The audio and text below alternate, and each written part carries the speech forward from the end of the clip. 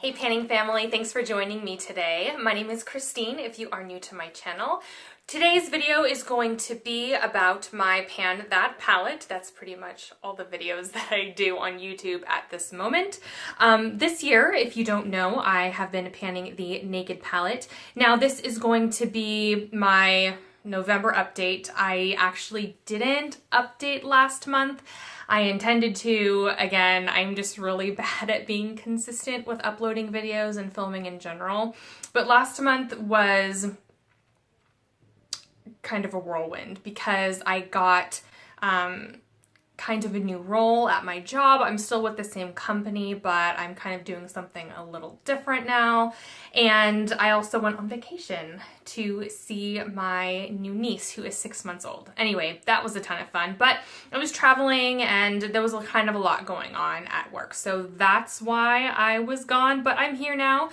If you don't know, I also started panning this at the beginning of December of 2016, so this is going to be my month 12. Yes, my 12th month of using this, so using it for a year, and I will post all of my progression photos at the end of the video if you're interested in seeing that, but let's just go ahead and jump right into it. This is what my Pan That palette looked like last month, or 2 months ago.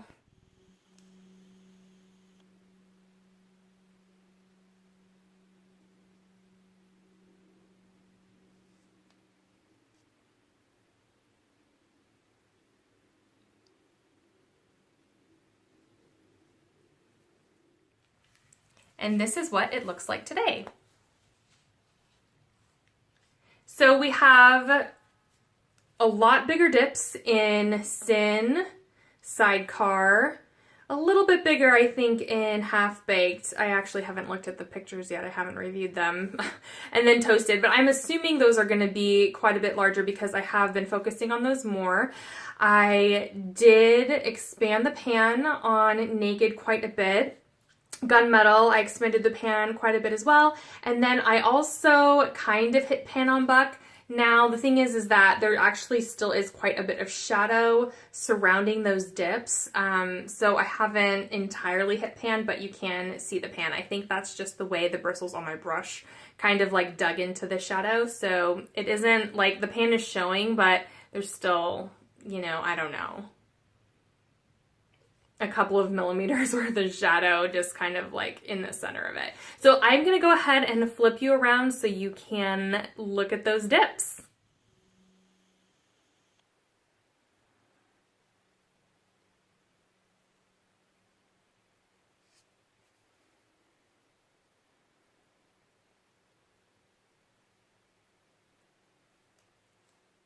So as you can see from that little snippet there, I do have quite a bit of a dip going in Creep. I don't expect that I will hit pan on it by the time the 1st of December rolls around, but I have been using it a lot more in my outer corner. I have it in there today, along with Sidecar. As I'd mentioned before, I did go on vacation, and this is the palette that I took. I used Virgin as a highlighter, and I used Buck as a contour slash bronzer. Now, even though I've actually been using it that way for a couple of weeks, you still can't really tell that there's any sort of dip in Buck, so that's kind of disappointing, but a testament to how firmly packed that shadow is.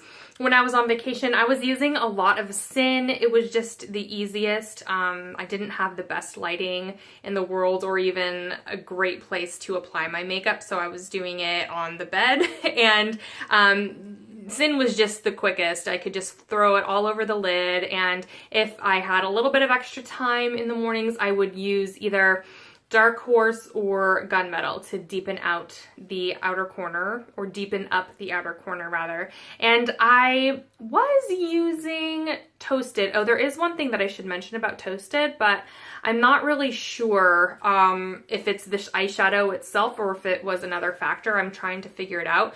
But over the past couple months when I have been using it, I was putting Toasted all over the lid, and I noticed that my left inner corner would get a little bit itchy, and so sometimes I'd just like scratch it, and then all of a sudden my left eyelid would swell up. And that didn't happen immediately after I applied the eyeshadow. It actually happened like a good 8 hours later. And I thought at first, and it happened twice actually, when I was wearing Toasted, and I was thinking, uh-oh, I'm wondering if Toasted has, you know, reached the end of its life. But I know I had a similar situation a couple of years ago where the same thing would happen. It would only happen on one eyelid, and I actually, last time I think it was my right eye, but anyway, but it would swell, and I thought it was my eyeshadows. And at the time I was using this palette as well, and I thought it was this. And so I didn't want to throw it away because I spent so much money on it. And so I wiped everything down. And I remember one day I decided not to wear eyeshadow, but I just curled my lashes, put on mascara, and I was out the door, and then my eyelid is swelled that day. And I just curled my lashes, and so I said, oh, I bet it's the eyelash curler. So I threw it out and got a new one, and it didn't have the same problem again. So I was wondering if it was my eyelash curler this time, and I think it might have been. I got another one that I've been using, and I have used Toasted since then, and no problems. But either way, these shadows are really old. I got this with the original launch, I want to say in 2010. So these eyeshadows are almost 8 years old, if not 8 years old. I don't know how long they manufacture these things before they release the palettes, but it's really old, and so I'm not going to be using this palette anymore. I'm going to use it through December, but after that, this will be done. I think that's all I have to say this time about the palette. Again, really happy with the progress that I've made in this past year. I'm looking forward to next year. I have an idea about what I want to do. I guess it isn't set in stone just yet. I will make an announcement for sure after the beginning of the year, if not a little bit before then. So still having a lot of fun with the Naked palette. I will keep working on it for the next 2 months till the end of December, and then we're just gonna call it quits. Thanks for sticking around, and I will see you in my next video. Hope you all are having a great start to your fall and keeping warm. Talk to you later. Bye.